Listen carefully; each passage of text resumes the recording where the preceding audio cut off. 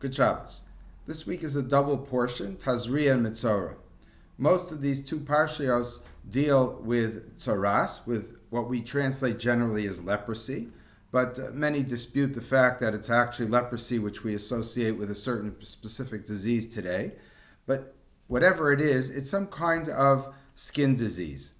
And simply, when a person gets leprosy, they have to remove themselves from the camp of Israel, they have to isolate themselves, and then they go through a purification process when they are healed from the disease. So simply you could read this as it's a physical disease. It might be some type of contagious disease, therefore the isolation and the purification process. Besides bringing offerings, one part of the purification process is cutting off all of your hair.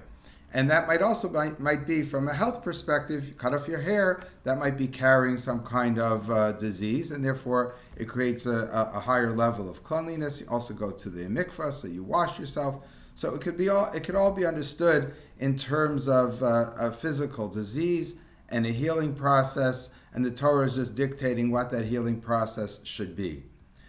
But of course, the rabbis don't allow that just to be rest as a physical disease, but rather they understand that there's a spiritual reason for this, and it's a punishment for some kind of sin.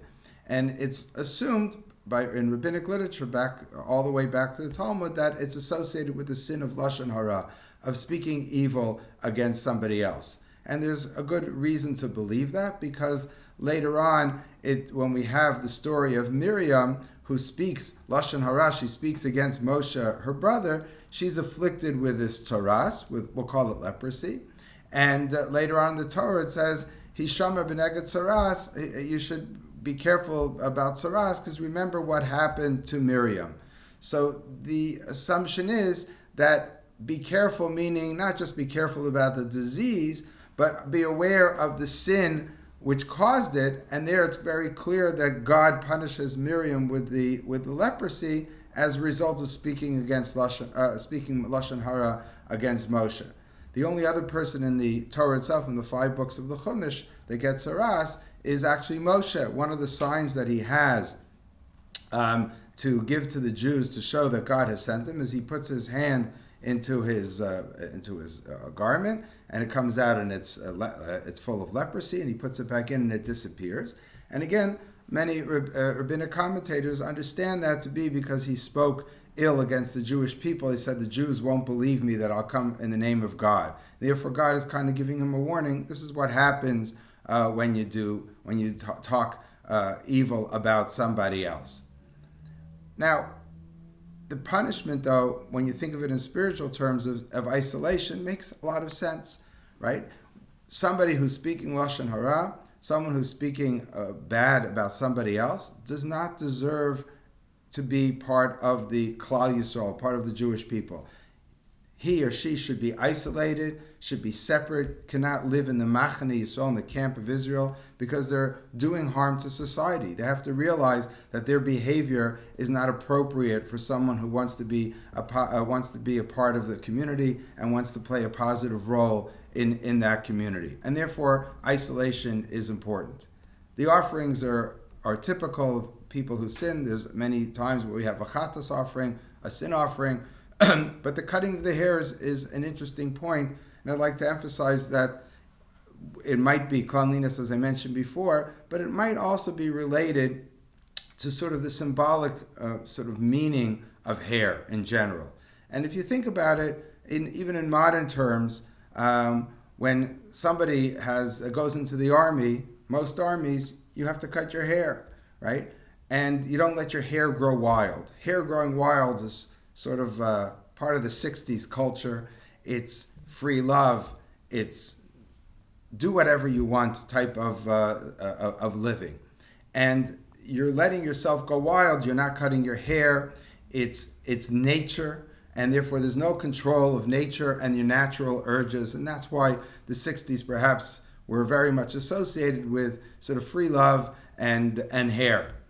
And therefore, the cutting of the hair, perhaps when someone goes to the army, if you think about it in a negative term, sort of even like skinheads, where they're saying, no, you belong to a certain group, and you have to be controlled by that group.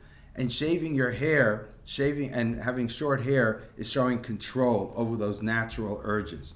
And therefore, when your hair is being let loose, for example, a Nazir, somebody who says that they're going to not become impure, not going to drink wine, and they become a Nazirite, their hair has to grow wild because they're sort of letting their spirit go free. And hopefully that spirit going free is not a spirit of licentiousness or just rebelliousness, but rather it's spirituality.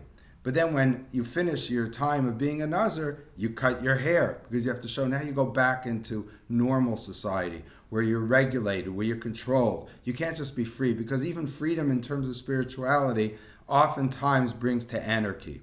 So there's a balance that the Torah is trying to create by a Nazir. You let your hair go free because you want to be, you want nature sort of to let it play its role, and your natural spirituality to flow from within you. But then when you realize that can't be the way you live your whole life, or most people cannot live that way, you have to then cut your hair afterwards. And the same thing might be true by tsaras, by a mitzvah, by a leper. What happens? When they come back to society, we have to say to them, okay, now, you were uncontrolled. You were saying whatever on your mind. It might be the truth, because, by the way, Lashon Hara is defined as being something when you say the truth. If you say a lie, it's motzi shemra. It's a different category of sin. It's saying something evil about somebody else, which is false. Lashon Hara is even if it's true, or only when it's true. Therefore, you're not saying anything false, but you're not controlling yourself. You're allowing your need to say what is ever on your mind to harm society. And therefore saying, now you're coming back to society, you must cut your hair. You must put controls back on. So we cut off all your hair, and then you're healed from your tsaras, from your leprosy, and you bring the sin offerings to remind you of that which you have done, and you should do tshuva, you should repent, and then you're able to come back to society. So that might be one way of understanding the process of tsaras, leprosy, which although we don't have that today, we don't have the laws of leprosy, and we don't have the disease, and we don't deal with it, hopefully there's some symbolism which we could relate to in our daily lives. Good Shabbos.